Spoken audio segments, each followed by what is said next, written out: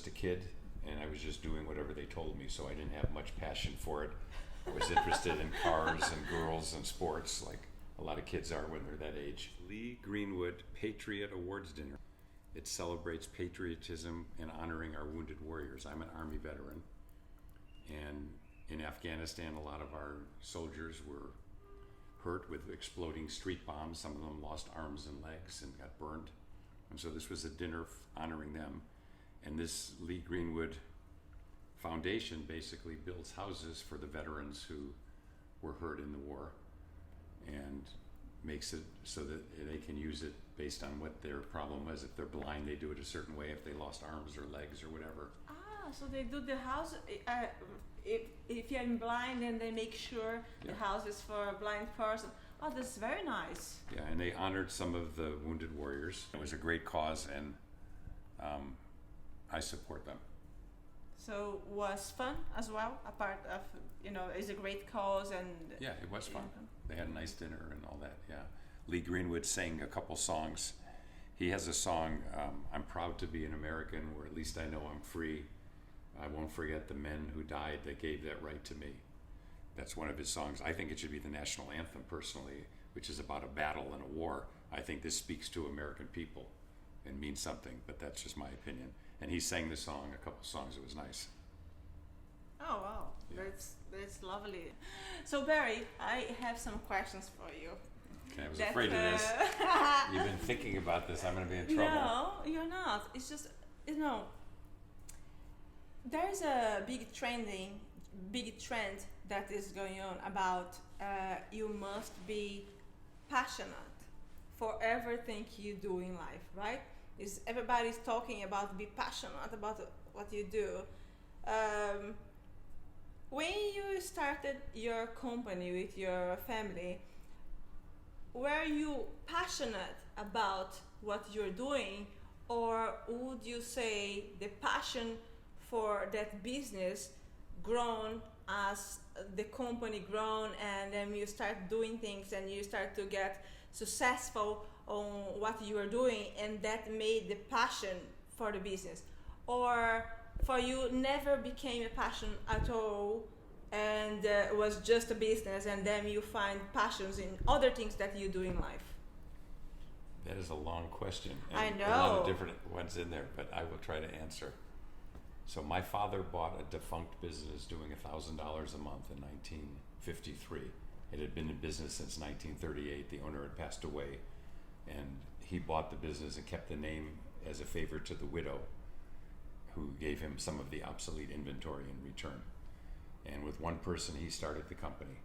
I started working there when I was 13. I worked every summer in the shipping department and the assembly line, getting coffees for people, doing errands, and doing as many parts of the job as my father could teach me while he was busy. And together we were working. After I got out of college, I joined full-time. And later on, my brother and my sister's husband joined, and then some of our children joined. And we built what was about $1 million sales company when I got out of college into the world's largest decorative lighting manufacturer, I believe, and sold in many countries outside of America. And we sold to lighting stores and home centers and all kinds of places. We had chandeliers, outdoor lanterns, landscape lights, table lamps, all kinds of decorative lights. And so when I started, I was just a kid, and I was just doing whatever they told me, so I didn't have much passion for it. I was interested in cars and girls and sports, like a lot of kids are when they're that age. But I did get into the business, and one of the things that really gave me the passion in my business is we got a letter from someone in Alaska that wanted to open a lighting store, and at that time we didn't sell past the eastern half of America. And I made a phone call, it sounded real. My father said, "Why don't you go up there?" So I did. And I went there, and they were real. I wrote a very big, one of the biggest orders the company ever had, to open someone's store with all of our merchandise. And while I was there, I looked in what was the yellow pages. There was no cell phones then. And visited another store and ended up opening them. And they said, "Where do I get this product? Where do I get that?" I'd recommend people, and the people wouldn't call back. They say, "We don't know how to do business in Alaska. It's too far." And I ended up becoming a sales rep as a part-time job. And I would go up 3 times a year for 3 weeks at a time. So I was in Alaska 2 months of the year. I stayed in a hotel once. After that, I had a friend from one of the stores who said, stay with me. He was single, fixed up his basement. I kept my samples there and everything. And I would go to Alaska and I would send in 25 or 30 honey baked hams and give them out to customers who'd never seen honey baked hams. And they would say, you know, you call up on the phone, you make an appointment a month ahead of time, you show up early for the appointment, you have samples, you have catalogs, we're up to date. The local salespeople don't even return my phone call. And so I built a separate business as a sales agency, and I represented almost 50 manufacturers of home furnishings, from leather sofas to mattresses to lamps to pictures and mirrors, tabletop accessories, and built a business that in 1983 made me about $300,000 net from a part-time job, in addition to being at Kichler Lighting, where it was my family. How interesting. And I still have friends there today. And somebody who I had hired along the way there still calls it berry sales today, 30 years later. So you had another side business. I did. Wow, this is incredible. So that's your businessman saw an opportunity, and there is it, Yeah. I mean, to be successful, it's not enough just to have hard work. You have to be in something that has growth to it. If you pick a dead-end field, don't expect to do great things because there's no place to go. So it's opportunity and luck and timing and a lot of things. I'm not where I am because I'm so smart. I think I was lucky that I had a family business to start with, and I'm lucky that my father made me work hard and got me to where I was. And so my passion grew from that point, and then I wanted to build the company. We were very small at the time and just kept building and building. So, are you saying from that experience that your family's business have grown as well because of that experience that you got back in home? Yes, it gave me the foundation of knowing that I could be successful selling things, whatever they were. And that's something that carried over. And because of the varied products that I sold as a sales rep, our company started making different things that were like some of those things, and categories that we were never in before, and expanded the business. But my background was in marketing, and a lot of the growth of the company came from marketing things that we did. We opened regional warehouses all over the country to where customers could just drive up to our warehouse and pick up, not have to wait a week to get it. And they didn't have any freight bills to pay, and they didn't have to take the inventory in their space because we had it there close by. And so we had 7 or 8, I think, warehouse locations around the country. And we had marketing programs, we had trips for customers, we took them around the world. We might take 300 people to Rome or on a safari in South Africa, and they got them for free because they had to buy certain amounts to qualify, which basically paid for all of our costs and then some. It helped us grow. We had programs where salespeople had credit cards that every time they sold our products, they got a certain amount of money on their credit card, and we got letters from people that say, I couldn't have bought Christmas presents this year if it wasn't for the credit card program you have, the SPIF as it's called. And so, we got a lot of satisfaction out of doing the business, and I started our international sales and visited a lot of countries, and that's one of the reasons I have all those books upstairs too. Okay, so for the 86 countries that you visited, a lot of them was firstly for the business. Okay, Yes. Some of them you go back because you love them, right? Like everybody, there's places you love to go and you keep going back. I mean, I may go to the same restaurant all the time and order the same thing because that's what I liked. Yes. People don't like change, and if you find a winner, you like to stick with it.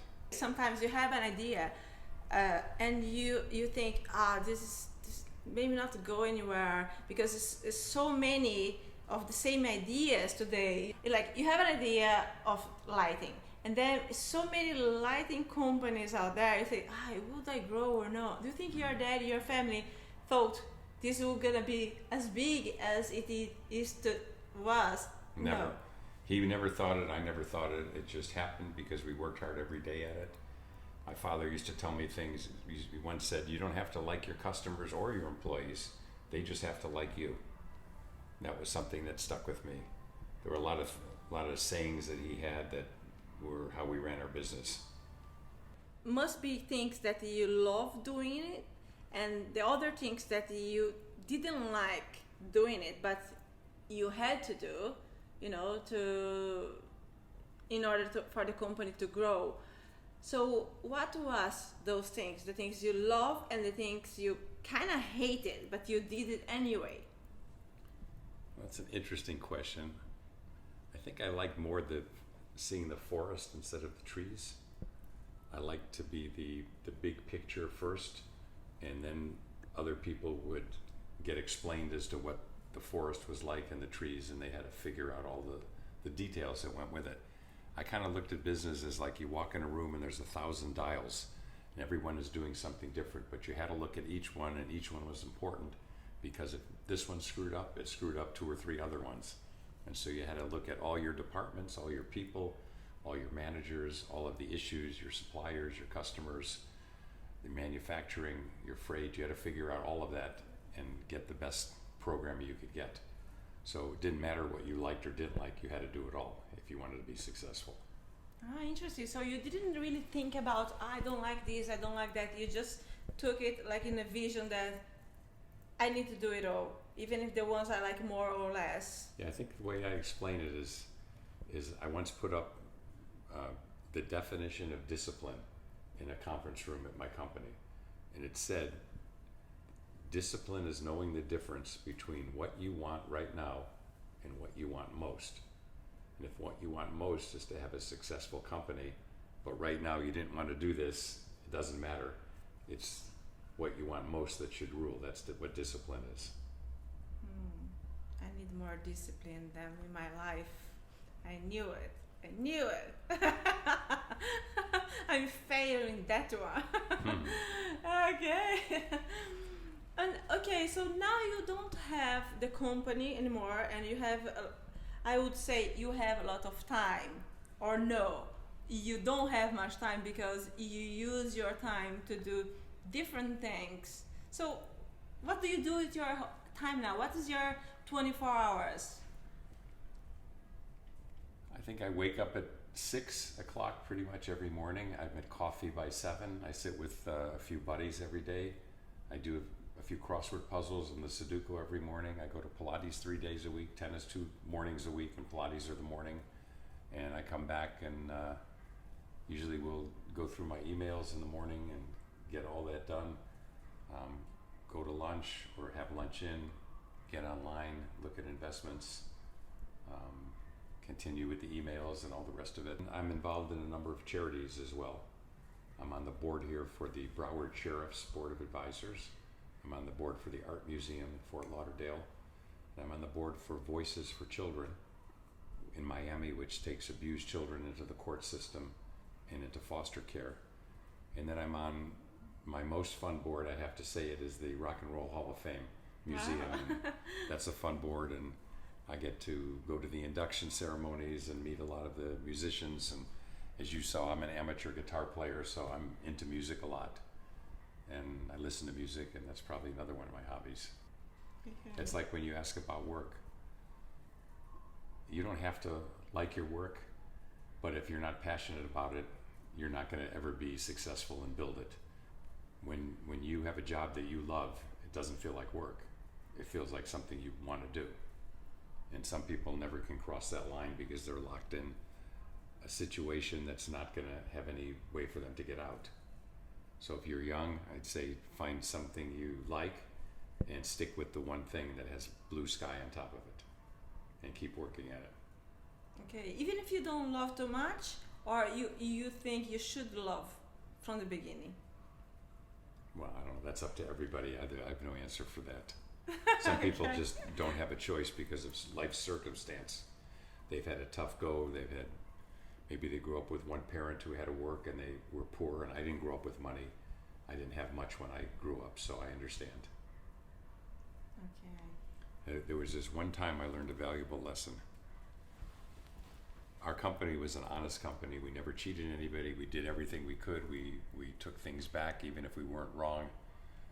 just because it was a way to build a business and have people like you. And I think I once read, people don't care how much you know until they know how much you care. And when you get people that know you care about them, they're your friends and they want to do business with you. And even if your price is the same or even a little higher, they want to do business with their friends. You're talking about honesty, and you believe that you must be honest with the people you work with. So you think you should be honest with your employees and also with the people you sell to And buy from. Yeah. So you think in your business, in your family, your lifestyle, honesty is rule, right? Honesty and consistency builds your business. If you run your business, and I hate to say used car dealer, but people know what I mean when I say that, where every transaction is a one-time deal, then you don't try to do anything with that customer to build loyalty. So I was, I think, 6 or 7. I took my bicycle up to Cedar Center in South Euclid, Ohio, and I went in the drugstore and I stole a little rubber ball. My father knew it somehow when I came home. I was playing with it, being stupid as a 7-year-old, and he asked me about it. And with tears in my eyes, I admitted I stole it from the drugstore. He made me go back up to the drugstore with him, with my ball and my piggy bank, ask for the manager, and tell him that I stole the ball, which I did with tears in my eyes, and open my piggy bank and pay for it. And to this day, I've never stolen a thing in my life. I've never taken anything. If someone gives me the wrong change, I give it back.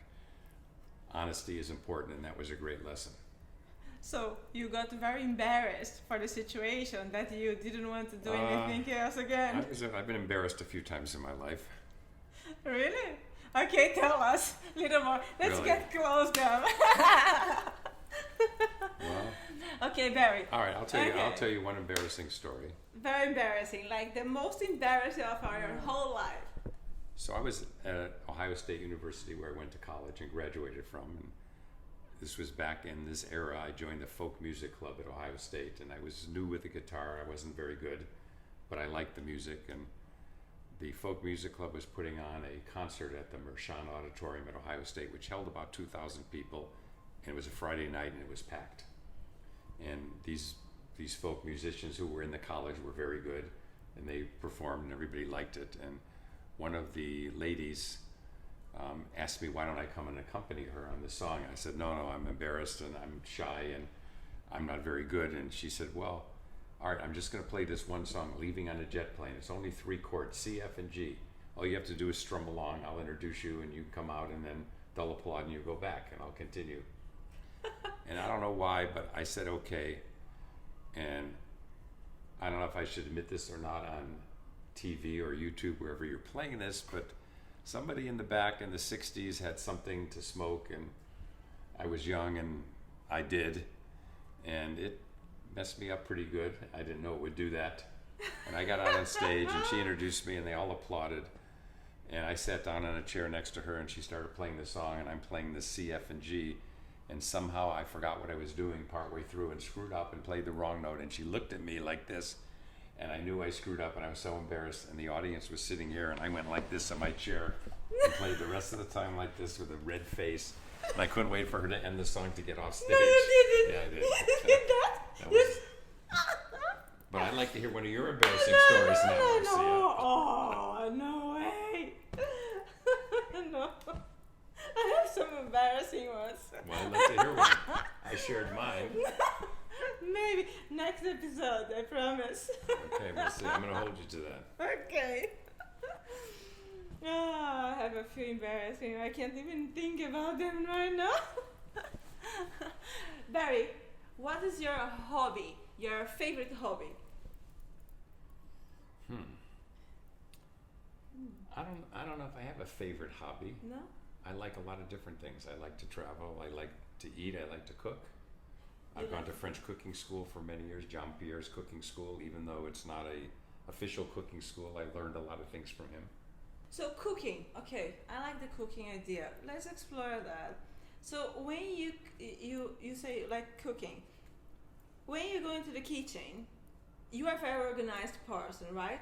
So I believe you transfer that to your cooking as well. Do you use your cooking for like get out of your head, or no? It's just something.